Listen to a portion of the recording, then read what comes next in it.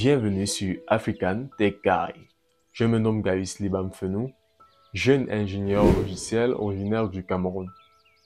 Jusque-là dans cette chaîne, nous avons uniquement parlé des offres d'emploi que j'ai acceptées.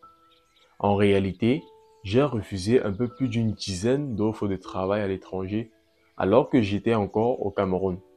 Et cela seulement en 3 ans d'expérience professionnelle. Nous en parlons dans cette vidéo.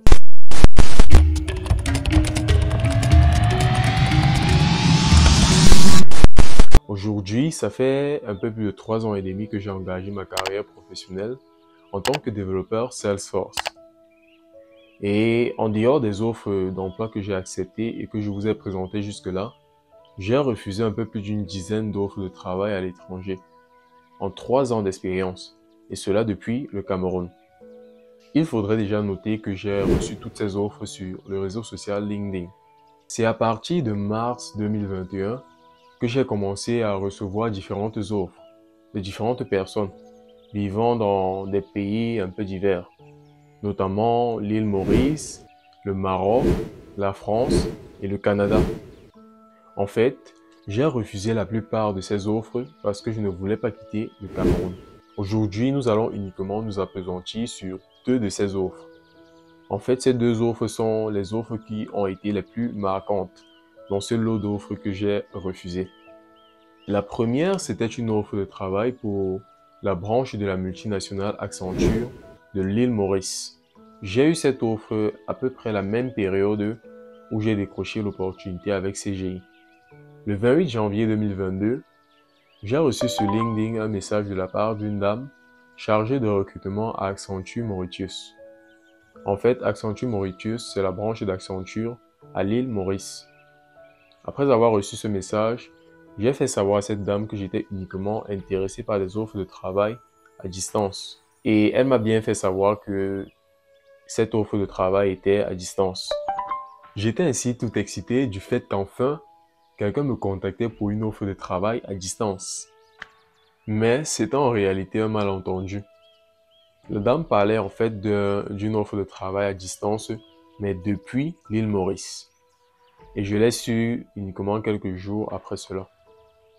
Bon, juste après qu'elle m'ait fait savoir que cette offre de travail est à distance, je me suis donc précipité à lui envoyer mon CV. Une semaine après avoir envoyé mon CV, j'ai reçu un appel d'un numéro de l'île Maurice. C'était en fait cette dame. On a un peu discuté ce jour et c'est là que cette dame m'a fait savoir ce qu'elle entendait réellement par travail à distance. En fait, elle entendait par travail à distance depuis l'île Maurice. Donc, il me fallait être à l'île Maurice pour pouvoir travailler avec des clients qui se trouvent hors de l'île Maurice. Elle m'a par la suite demandé si j'étais disponible à passer une première entrevue d'introduction. Et je me suis dit que bien que ce n'est pas ce que je veux, pourquoi ne pas passer cette entrevue et voir où ça va nous amener. C'est ainsi que l'on a programmé l'interview un peu plus de 2 jours après cela. Et il faut noter que c'est à cette même période-là que j'ai recontacté le monsieur de la CGI. Oui, je sais que quelques-uns pourront dire que je suis un peu gourmand du fait que je gérais 2 dossiers au même moment. Mais chez nous au Cameroun, on a un adage populaire qui dit « Ne jette pas ton tapioca parce que tu as mis du riz au feu. Ta bouteille de gaz pourrait se vider avant que le riz ne soit cuit. » Bref, quelques jours après cela, j'ai finalement eu cette interview, bien entrevue, avec la dame de l'île Maurice. Et tellement elle a bien présenté Accenture Mauritius ce jour, que j'ai commencé à nourrir un désir d'aller à l'île Maurice, vu le bon plan de carrière qu'elle présentait. Quelques jours après l'entrevue d'introduction, j'ai eu une entrevue technique avec des experts d'Accenture. Cette entrevue n'était pas du tout facile, mais au final, je m'en suis sorti haut les mains. C'est ainsi qu'ils m'ont finalement validé et qu'ils m'ont envoyé un contrat. Il me suffisait juste de signer ce contrat et ils me feraient voyager 1 mois plus tard vers l'île Maurice. Mais j'ai dû décliner ce contrat parce que j'avais décroché l'emploi du côté du Canada avec la CGI. Parlons maintenant de la deuxième offre que j'ai rejetée. Le 20 avril 2022, pendant que j'étais en pleine procédure d'immigration pour le Canada, Un monsieur travaillant pour la compagnie Net Technologies en France m'a contacté sur LinkedIn pour une offre de travail à Paris. Je lui ai dit que j'étais uniquement intéressé par des offres de travail à distance et il m'a fait savoir qu'il pouvait m'en offrir. Après cela, je l'ai recontacté par mail, il n'a pas répondu.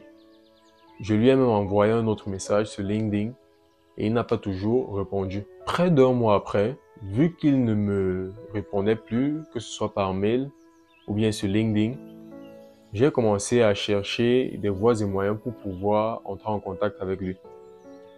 C'est ainsi que j'ai eu à l'idée de fouiller son profil LinkedIn et que j'ai finalement trouvé son numéro de téléphone personnel. Je me suis donc ainsi empressé de lui écrire sur WhatsApp et bingo, il m'a répondu. Dès qu'il m'a répondu, je lui ai fait part de notre discussion que nous avions eue sur LinkedIn et il s'est bien rappelé de moi. Il m'a demandé de lui transférer directement mon CV. C'est ainsi que l'on a programmé une entrevue pour quelques semaines plus tard. Et au final, l'entrevue s'est bien déroulée. Vu que l'entrevue était très satisfaisante de son point de vue, il m'a fait deux propositions. La première était celle d'engager directement les procédures administratives afin que je puisse immigrer vers la France. La seconde, qui était la plus alléchante, était de commencer directement à travailler depuis le Cameroun sur un projet qu'il venait d'acquérir avant d'immigrer plus tard. Il me proposait de travailler d'abord pendant 5 mois, puis d'immigrer. Cette deuxième offre était tellement alléchante parce qu'il me demandait de travailler pendant 5 mois depuis le Cameroun avant d'immigrer et il me proposait un salaire de 200 € par jour. 200 € par jour, vous pouvez vous imaginer au Cameroun, c'est une très forte somme. Le seul problème avec cela, c'était que j'étais conditionné à immigrer vers la France. Et vu que j'avais déjà engagé une procédure d'immigration vers le Canada, j'ai dû refuser cette offre. C'est ça en gros le résumé des deux offres d'emploi assez intéressantes que j'ai eu à décliner. Jusqu'à aujourd'hui, je continue de recevoir une panoplie d'offres sur LinkedIn. Il y a des mois qui se passent même où je reçois environ 5 offres de travail. Cela toujours dans l'écosystème Salesforce. N'est-ce pas beau?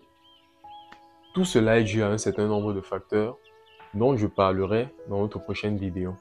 J'espère que tu as bien aimé cette vidéo. N'oublie pas de laisser un pouce bleu, de t'abonner à la chaîne, d'activer la cloche de notification et de partager cette vidéo autour de toi.